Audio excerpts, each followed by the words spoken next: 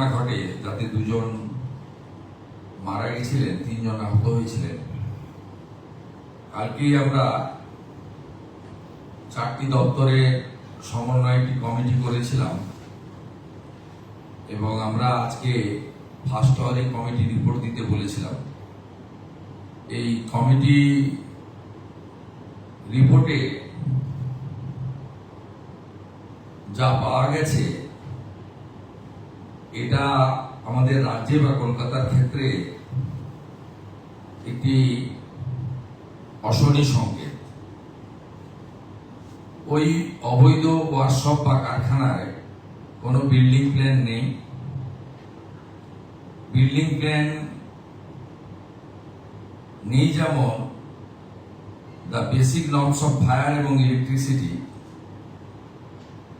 সেগুলো ওখানে ছিল না, কমপ্লিটলি অবৈধ।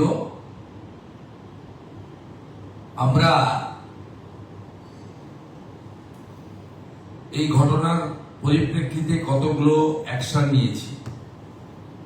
তিলজলা পিএস এর কেস নম্বর 226, তাতে ওই অবৈধ কারখানার মালিক শেখ নাসির এবং শামীম মোহাম্মদ তাদেরকে গ্রেপ্তার করা হয়েছে আজকে সকালে।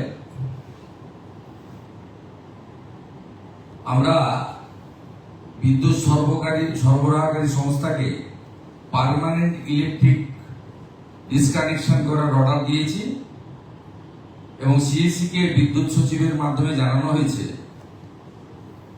যত এই ধরনের বিল্ডিং প্ল্যান স্যাংশন নেই, অবৈধ কারখানা আছে, বিশেষ করে কসবা, তিলজলা, মমিনপুর, ইকবালপুর সহ এই এলাকাতে ইমিডিয়েটলি একটি ইন্টারনাল অডিট করে যাদের যাদের বিল্ডিং প্ল্যান স্যাংশন নেই তাদের ইলেকট্রিসিটি ডিসকানেক্ট করার জন্য আমাদের পৌর নগর উন্নয়ন সচিবকে নির্দেশ দেওয়া হয়েছে একদিনের মধ্যে ওই অবৈধ স্ট্রাকচার ভেঙে ফেলার জন্য কেএমসির উদ্যোগে, কলকাতা পুলিশের সাহায্য নিয়ে।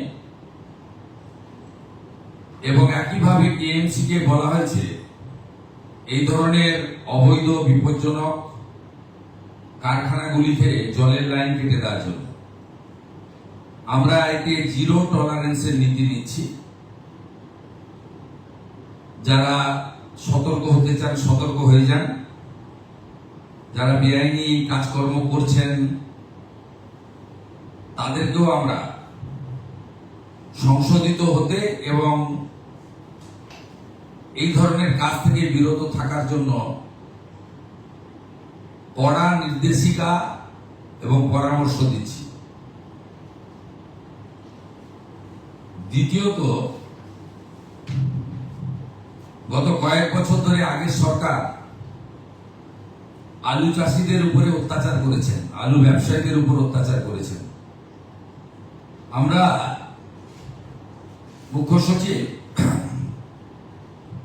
প্রিন্সিপাল সেক্রেটারি পশ্চিমবঙ্গ এটি নোটিফিকেশন করে এগ্রিকালচার যারা প্রোডাকশন করেন, includes potato, food grain, well seed, fruits, vegetable, এটা অন্য রাজ্যে পাঠানোর ক্ষেত্রে বিশেষ করে আলু চাষি, আলু ব্যবসায়ীদের যে যন্ত্রণা আগের সরকার দিয়েছেন আমরা সেটা আজ থেকে বন্ধ করলাম এবং কোন ইন্টারস্টেট বর্ডারে কোন ল এনফোর্সমেন্ট অথরিটি কোন ফার্মার্স এবং কৃষিজ ফসল বা প্রাণী সম্পদ উৎপাদনকারীদেরকে, ক্ষুদ্র ব্যবসায়ীদেরকে কেউ হয়রানি করতে পারবে না। পুলিশ হতে পারে, এনফোর্সমেন্ট ব্রাঞ্চ হতে পারে এবং অন্যান্য ল এনফোর্সিং অথরিটি হতে পারে। এটা আজকে আমরা প্রিন্সিপাল সেক্রেটারি অর্ডার করলেন, আমাদের তথ্য সংস্কৃতি দপ্তর মিডিয়া গ্রুপে এই অর্ডারের কপি দিয়ে দিচ্ছে। এই সরকার অনেক প্রত্যাশা জাগিয়ে এসেছেন এবং করাপশনের ক্ষেত্রে জিরো টলারেন্সের নীতি বারে বারে নির্বাচন চলাকালীন আমাদের পক্ষ থেকে বলা হয়েছে। এমনকি ভারতীয় জনতা পার্টির সংকল্পপত্র,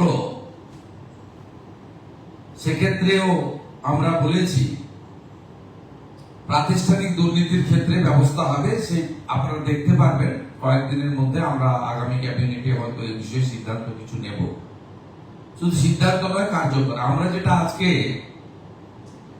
সই করলাম, সিবিআই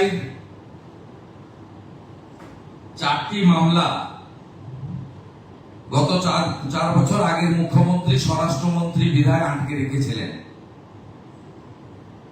প্রসিকিউশন বা চার্জশিটের ক্ষেত্রে স্যাংশন, অর্থাৎ যে সমস্ত আধিকারিকরা দুর্নীতিগ্রস্ত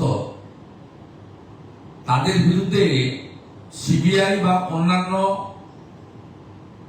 কোর্ট নিযুক্ত তদন্তকারী সংস্থা তারা চার্জশিট দিয়ে তাদেরকে পানিশমেন্ট বা প্রসিকিউশন দেওয়ার ক্ষেত্রে স্যাংশন নিতে হয় আইন অনুযায়ী।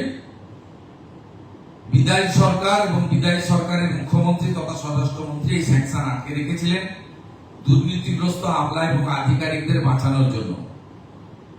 আজকে আমরা সিবিআই কে 3টি দপ্তরের আধিকারিকরা যারা করাপশনে যুক্ত ছিলেন তাদের স্যাংশন আমরা দিয়ে দিলাম। অর্ডার বেরিয়ে গেছে, সিবিআই কপি পেয়ে গেছে বা পেয়ে যাবে, একটু আগেই অর্ডার হয়েছে। এটাতে এডুকেশন ডিপার্টমেন্টের টিচার রিক্রুটমেন্ট স্ক্যাম রয়েছে,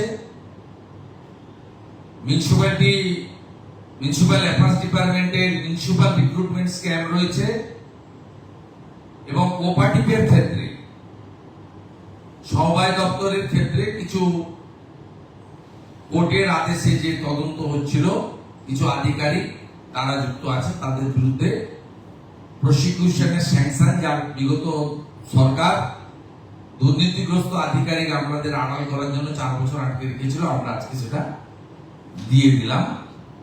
এটা আপনাদের মাধ্যমে জনগণকে জানালাম যে এই সরকারকে যে প্রত্যাশা নিয়ে আপনারা এনেছেন যে করাপশনের ক্ষেত্রে জিরো টলারেন্স এবং বিগত ইনস্টিটিউশনাল করাপশনের ক্ষেত্রে তারা যথাযথ ব্যবস্থা নেবে, এই অল্প সময়ের মধ্যে এটি একটি তার বড় উদ্যোগ। আনন্দ আর ভালোবাসার দীপ্তিতে গড়া সমুজ্জ্বল পরমা, ঠিক তোমারই মতো। শ্যাম সুন্দর কোম্পানি জুয়েলার্স, আগরতলা, উদয়পুর, ধর্মনগর, কলকাতা।